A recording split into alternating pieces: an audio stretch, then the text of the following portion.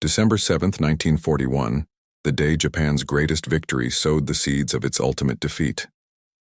While American battleships burned at Pearl Harbor and Admiral Isoroku Yamamoto's carrier fleet celebrated a tactical masterpiece, few Japanese naval planners recognized the true threat lurking beneath the Pacific's surface. The submarines, those unglamorous oil-stained vessels tucked away in their pens, would soon transform into the most lethal force the Imperial Japanese Navy would ever face. Commander Mochitsura Hashimoto stood on the deck of the submarine I-58 in Kure Naval Base, watching black smoke rise from the distant horizon where his nation's aircraft had struck. The young officer felt pride, certainly, but also an unsettling awareness. He had studied at the Naval War College, had read the assessments of America's industrial capacity, and understood what his superiors refused to acknowledge. Japan had just awakened a sleeping giant with virtually unlimited resources. More specifically, they had given the American submarine force a purpose and a burning desire for vengeance.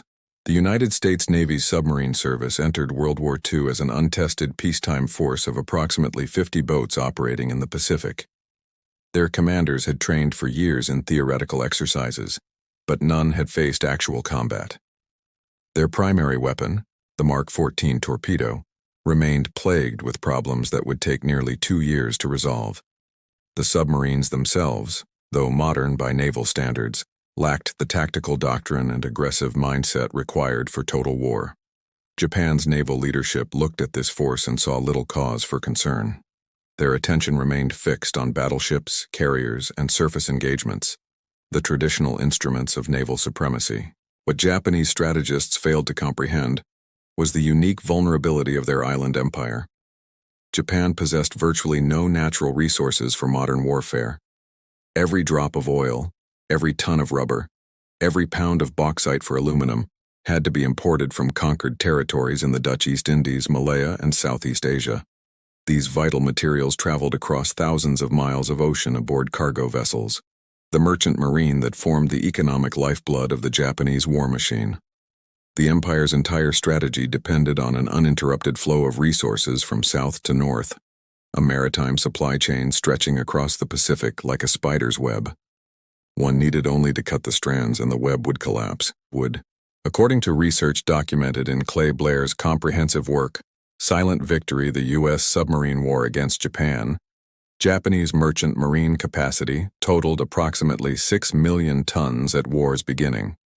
Naval planners in Tokyo calculated they needed to maintain at least 3 million tons to sustain basic military and civilian operations. They anticipated losses, certainly, but believed their convoy system and anti-submarine warfare capabilities would prove adequate. They were catastrophically wrong. The American submarine force possessed advantages that would prove decisive. American boats displaced between 1,400 and 2,100 tons surfaced, making them among the largest submarines in the world. They could dive to depths exceeding 300 feet, cruise at sustained speeds of 20 knots on the surface, and remain at sea for 75 days without refueling. Most crucially, they carried 24 torpedoes, enough firepower to devastate entire convoys. These were not the small coastal submarines of European navies, but transoceanic predators designed specifically for Pacific warfare. The stage was set for a silent war of attrition that would strangle an empire. December 8, 1941, marked the moment everything changed.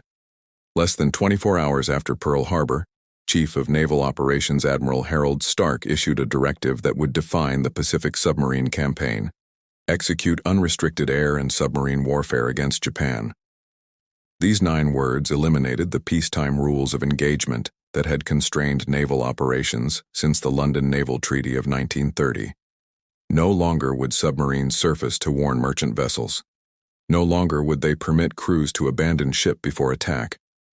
The American submarine force would hunt and kill without warning, precisely the tactic that had drawn the United States into World War I against Germany a generation earlier. The irony was not lost on naval historians, but war creates its own morality. Japan had violated international law with its surprise attack on Pearl Harbor, had refused to ratify the Geneva Conventions regarding prisoners of war, and would soon demonstrate unprecedented brutality across Asia. The gloves were off. American submarine commanders received orders to sink anything flying the Japanese flag, and they would execute those orders with devastating efficiency. Lieutenant Commander Dudley Morton exemplified the new breed of submarine captain. Tall, aggressive, and utterly fearless, Morton took command of USS Wahoo in 1942 and immediately revolutionized submarine tactics. Previous doctrine required the captain to man the periscope, while the executive officer managed the attack. Morton reversed this arrangement, handling ship control himself, while Lieutenant Richard O'Kane operated the periscope and called out targeting information. This innovation allowed Morton to maintain complete situational awareness, while O'Kane, who would later become one of the war's top aces, focused solely on finding and tracking targets. Wahoo's third war patrol in January 1943 demonstrated the lethal potential of Morton's methods. Operating in the Yellow Sea off Japan's western coast, Morton aggressively pursued enemy vessels in shallow, heavily patrolled waters where most submarine captains feared to venture. On January 26th, Wahoo encountered a Japanese convoy and attacked with such ferocity that Admiral Chester Nimitz, Commander-in-Chief of the Pacific Fleet, personally reviewed the patrol report. Morton had sunk 4 cargo ships totaling over 20,000 tons, damaged several others, and used his deck guns to destroy numerous small craft. His radio transmission back to Pearl Harbor became legendary. "Another running gun battle Wahoo runneth over." The aggressive tactics pioneered by Morton spread throughout the submarine force. Captains who hesitated or failed to aggressively pursue targets found themselves relieved of command. Vice Admiral Charles Lockwood, who assumed command of the Pacific Submarine Force in February 1943, demanded results and promoted aggressive skippers regardless of seniority. The submarine service transformed from a cautious defensive force into a pack of wolves, prowling Japanese shipping lanes with single-minded determination. Japanese merchant mariners began reporting encounters with a new American submarine type that attacked on the surface at night, using superior radar to track convoys in complete darkness. The reality was even more frightening. These were the same submarines, but now equipped with centimetric radar that could detect ships at ranges exceeding 10 miles. Japanese vessels possessed no such technology. They sailed blind while American submarines tracked their every movement, choosing the perfect moment to strike. Tankers carrying precious fuel oil from the Dutch East Indies became priority targets, their destruction sending massive fireballs visible for miles. By late 1943, Japanese merchant losses exceeded replacement capacity. Shipyards struggled to build new cargo vessels, while American submarines sank them faster than they could launch. According to statistical analysis preserved in the Naval Historical Center archives, Japanese merchant tonnage declined steadily from its peak of 6.4 million tons in 1942 to less than 4 million tons by year's end. The maritime supply chain was rupturing, and with it Japan's ability to sustain industrial production and military operations. The silent predators were winning. March 19, 1943 brought USS Trigger face-to-face with every submarine commander's nightmare. Lieutenant Commander Roy Benson had maneuvered his boat into perfect firing position on a heavily laden tanker, part of a convoy carrying aviation fuel to Japanese bases in the Philippines. The setup was textbook: angle on the bow 30 degrees, range 1,200 yards, sea state calm. Benson called Fire 1, Fire 2, Fire 3, and felt the familiar shudder as 3 Mark 14 torpedoes left their tubes. Through the periscope, he watched the wakes streak toward the target, counting down the seconds to impact. 30 seconds. 40 seconds. The torpedoes ran hot, straight, and normal, directly beneath the tanker without exploding. The torpedo crisis had plagued American submarines since the war's first day, costing dozens of ships that should have been sunk, and killing submariners who exposed themselves to counterattacks for weapons that refused to function. The Mark 14 torpedo represented the cutting edge of 1930s technology, a 20-foot-long, 3,000-pound weapon powered by steam turbines and guided by a gyroscopic control system. Its warhead contained 600 pounds of high explosive, enough to break a merchant ship's back. In theory. In practice, the Mark 14 suffered from 3 catastrophic flaws that would take nearly 2 years to identify and correct. The first problem involved running depth. The Bureau of Ordnance, responsible for torpedo development, had conducted peacetime tests using expensive exercise warheads fitted with lower density materials than actual explosives. Nobody had bothered to test torpedoes with live warheads, and nobody had calculated that the heavier warhead would cause the weapon to run approximately 11 feet deeper than set. Submarines commanders aimed for a ship's waterline and watched torpedoes pass harmlessly underneath, never understanding why. The depth issue was finally discovered in June 1942 when Lieutenant Commander Lawson Ramage of USS Trout conducted unauthorized tests in Australian waters, but fixing the problem required recalibrating every torpedo's depth mechanism, a process that took months. The second flaw proved even more insidious. The Mark 14's magnetic influence exploder was designed to detonate the warhead when it sensed a ship's magnetic field, theoretically breaking the vessel's keel without requiring a direct hit. Beautiful in theory, catastrophic in practice. The magnetic exploder had been tested in the magnetic field of the Atlantic Ocean off Newport, Rhode Island, but the Pacific's magnetic environment differed significantly. Torpedoes detonated prematurely or not at all, or sometimes exploded immediately after leaving the tube, damaging the launching submarine. The magnetic feature was finally deactivated in mid-1943 after commanders threatened mutiny if forced to rely on it. The contact exploder represented the third disaster. Even with the magnetic exploder disabled and depth settings corrected, torpedoes that struck targets at perpendicular angles often failed to detonate. The Mark 6 contact exploder used a firing pin mechanism that collapsed when the torpedo struck at 90 degrees, preventing detonation rather than causing it. Glancing hits worked fine, but direct hits, exactly what commanders sought, resulted in duds. This problem was not definitively solved until September 1943, nearly 2 years into the war. Rear Admiral Charles Lockwood conducted an exhaustive investigation that revealed the contact exploder's fatal flaw, as documented in his post-war memoir, Sink 'Em All. He ordered live fire tests against cliffs in Hawaii, watching torpedo after torpedo strike the rocks without exploding. When ordnance experts finally examined recovered weapons, they discovered the firing pin design guaranteed failure on perpendicular impacts. The Bureau of Ordnance had never conducted full-scale testing, had relied on mathematical calculations rather than empirical data, and had stubbornly refused to acknowledge reports from combat commanders. Their incompetence had likely cost hundreds of Japanese ships and lengthened the war by months. Once the torpedo problems were finally resolved in late 1943, American submarine effectiveness increased dramatically. Captains who had been labeled as timid or ineffective suddenly began sinking ships at remarkable rates. They had been competent all along, simply cursed with defective weapons. The Japanese merchant marine, already reeling from 2 years of attrition, now faced American submarines with functioning torpedoes, aggressive commanders, and excellent radar. The slaughter was about to begin in earnest. January 27, 1944, witnessed the beginning of Japan's maritime apocalypse. USS Guardfish, commanded by Lieutenant Commander Norvell Ward, intercepted a convoy of 4 tankers escorted by destroyers in the South China Sea. Using newly installed SJ surface search radar, Ward tracked the convoy through the night, maneuvering into attack position while remaining invisible to Japanese lookouts. At 0300 hours, Guardfish launched a spread of 6 torpedoes from 4,000 yards. 4 hit their targets.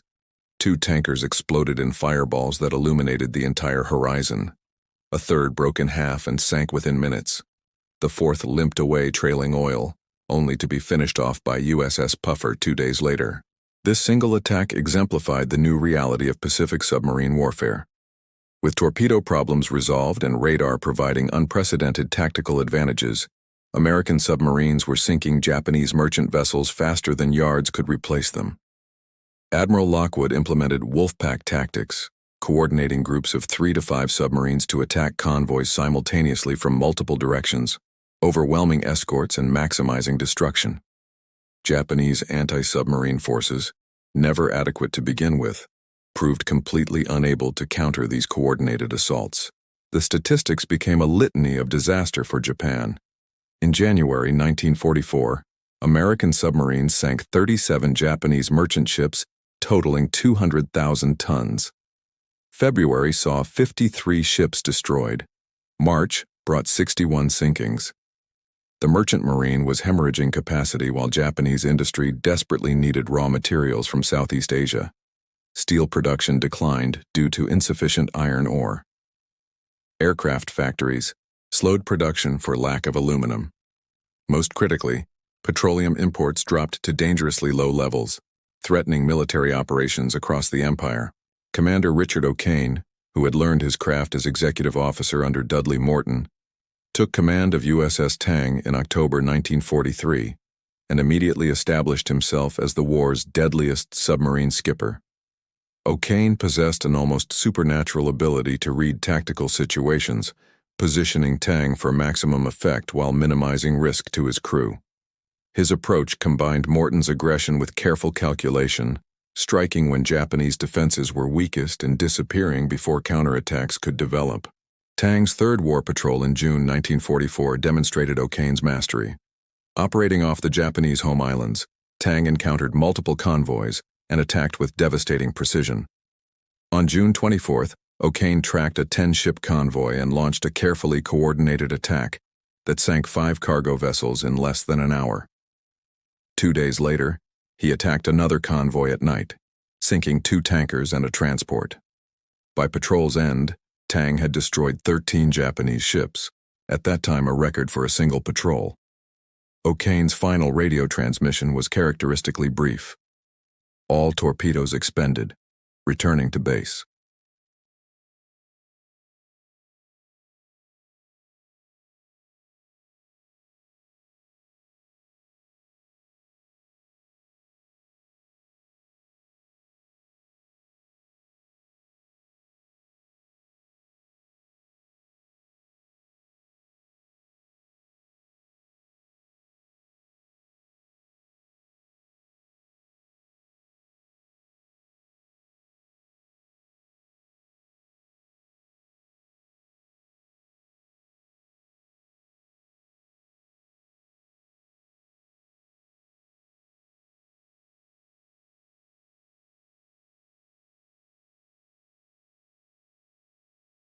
Japanese efforts to counter the submarine threat proved inadequate at every level. Convoy escorts were too few and too poorly equipped. Anti-submarine warfare technology lagged years behind American capabilities.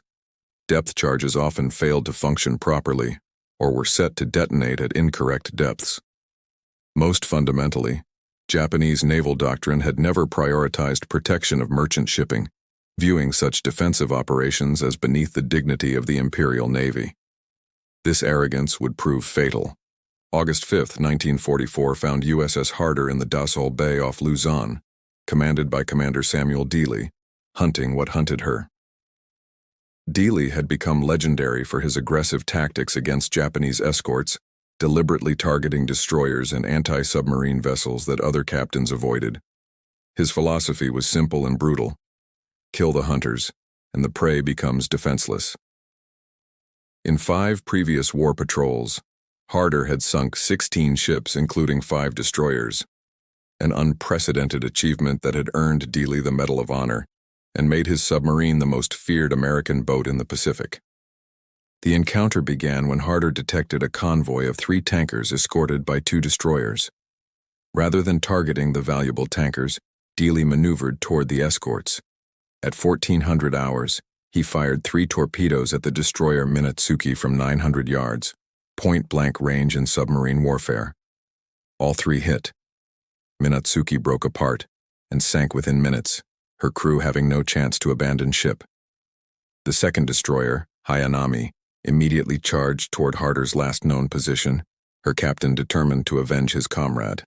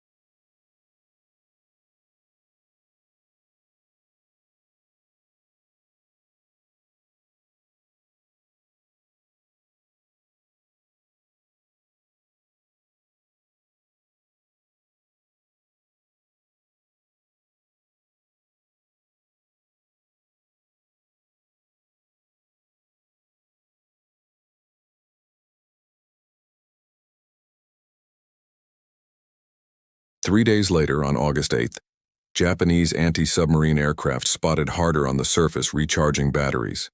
Dealey crash-dived to avoid the attack, but the aircraft dropped a marker buoy transmitting Harder's position to nearby surface forces. Within hours, 3 frigates and 2 submarine chasers arrived and began a methodical depth charge attack. According to accounts compiled by Theodore Roscoe in United States submarine operations in World War II, the Japanese vessels dropped over 70 depth charges over 6 hours, systematically covering every possible escape route. Harder's crew endured hell. Depth charges detonated close enough to shatter light bulbs, crack gauges, and spring leaks in the pressure hull. Men fought to maintain silence while Japanese hydrophones listened for any sound that would reveal their position. The submarine descended to 400 feet, beyond her test depth, while the hull groaned under pressure.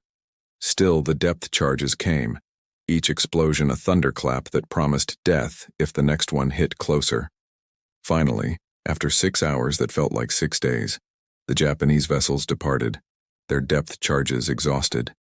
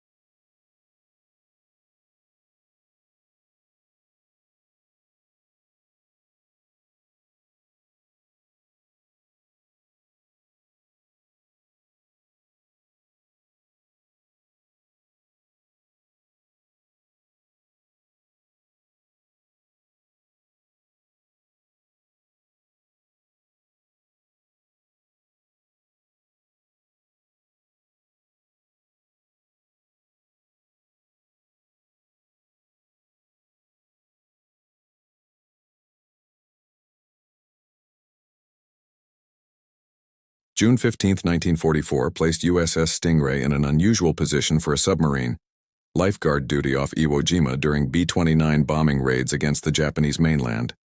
Commander Sam Loomis positioned Stingray 5 miles offshore, ready to rescue any American aircrew forced to ditch in hostile waters. The concept of submarines serving as lifeguards had emerged from tragic necessity. Too many airmen were dying in the ocean within sight of rescue, while submarines prowled nearby on combat patrols. Admiral Nimitz had ordered submarines to prioritize aircrew rescue whenever feasible, and the results had been remarkable.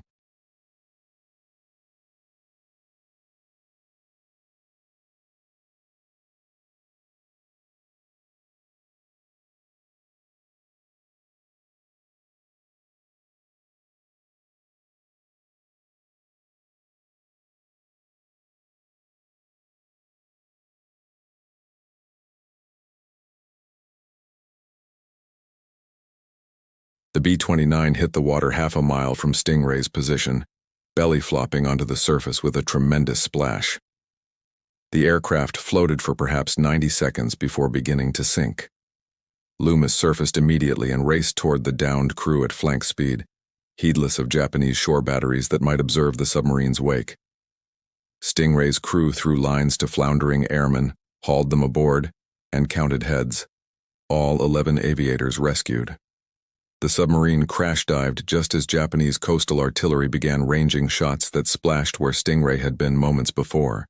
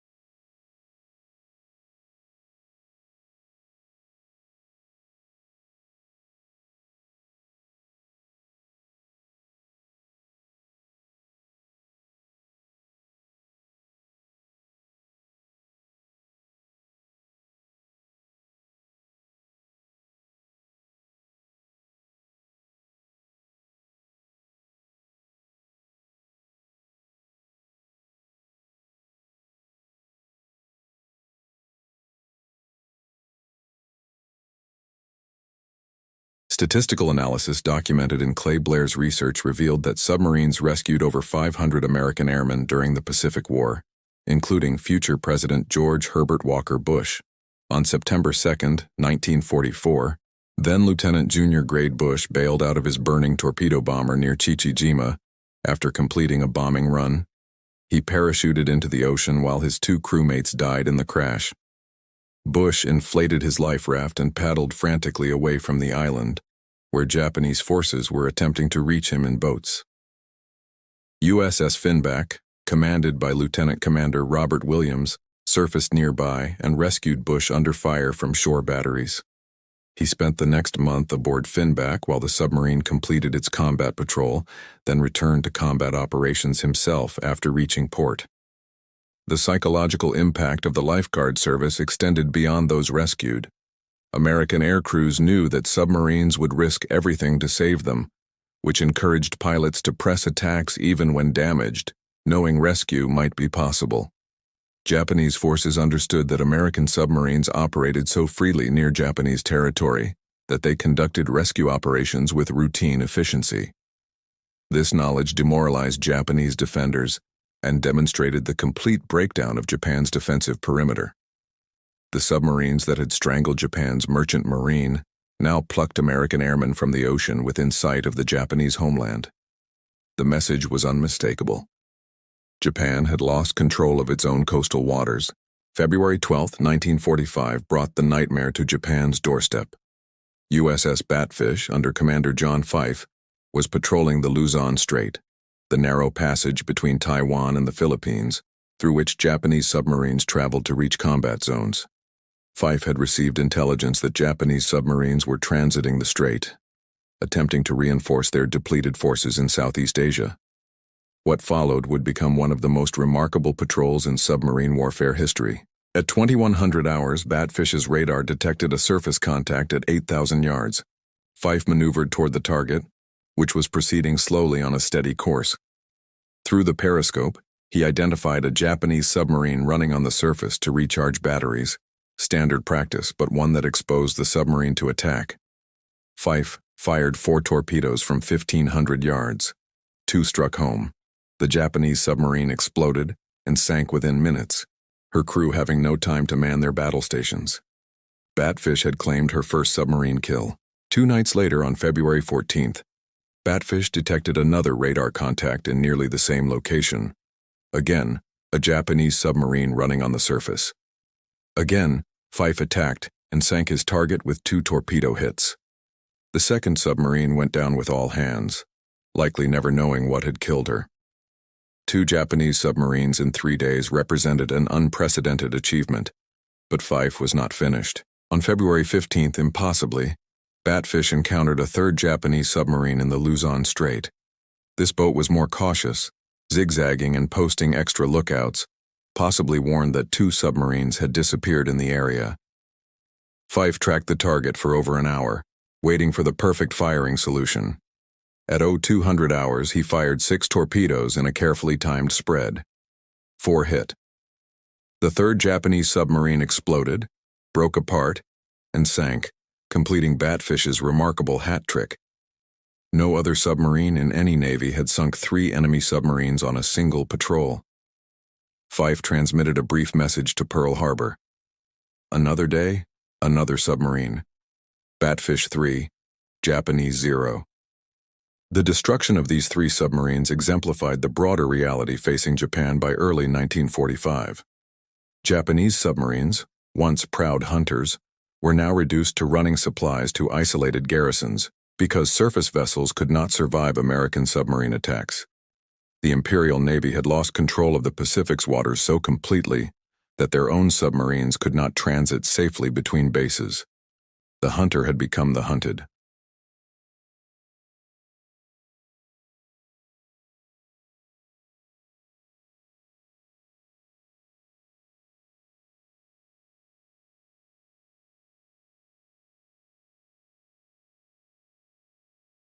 Insufficient iron ore.